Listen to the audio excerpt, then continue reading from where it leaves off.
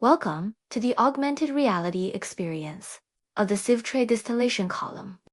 This tool is designed to help students visualize and understand key components and operations. Tap the buttons on the screen to explore. This project was completed by Siqing Huan, Zifan Liu, and Kun Xue. Now, let's explore the exploded view of the distillation column.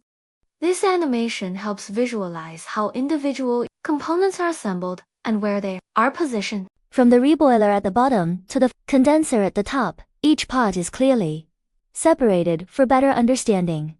With a single tap on the reset button, all components return smoothly to their original positions. This allows users to repeat the animation or explore other functions. By tapping the opacity button, users can switch the column walls to semi-transparent. This allows a clearer view of the internal components, such as trays and fluid paths. Next, let's take a closer look at the key components of the column. First, we have the reboiler, located at the bottom of the column. It heats the bottom liquid to generate vapor, which drives the distillation process. Safety tip: always install and monitor proper liquid level controls to prevent dry out. Regularly inspect the heating elements and piping to avoid leaks and scalding hazards. Next, we have the condenser, located at the top of the column.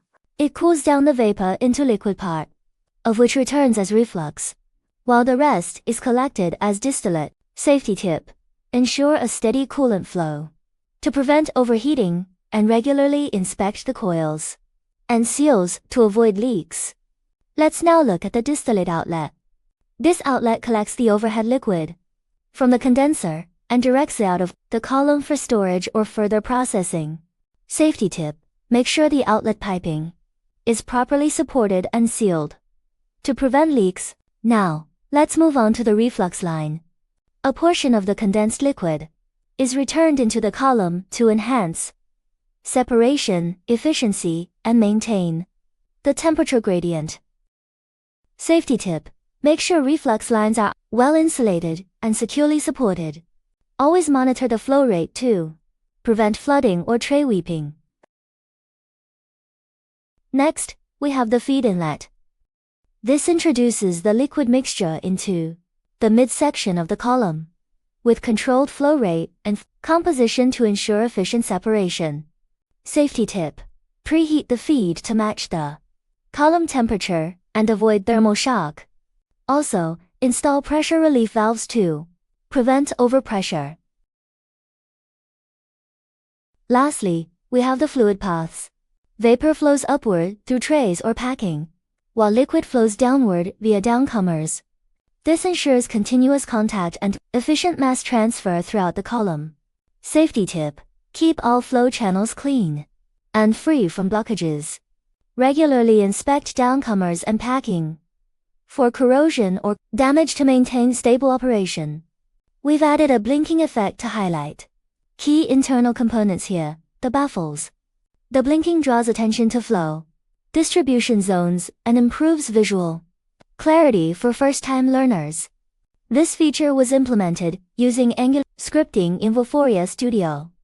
To help clarify the flow directions, we've included a simplified diagram showing hot and cold fluid movement within the column. The red arrows represent rising hot vapor generated by the reboiler at the bottom. The red arrows represent rising hot vapor generated by the reboiler at the bottom. The green stream indicates the feed introduced at the middle of the column. Together, these flows enable repeated vapor-liquid contact, which is essential for efficient separation. The green stream indicates the feed introduced at the middle of the column. We hope it enhances student understanding of distillation column components and operation. Finally, here is a demonstration of how to access the AR experience. Open the Vuforia View app, scan the QR code, and log in with your account. Once loaded, the interactive model can be explored by tapping the buttons.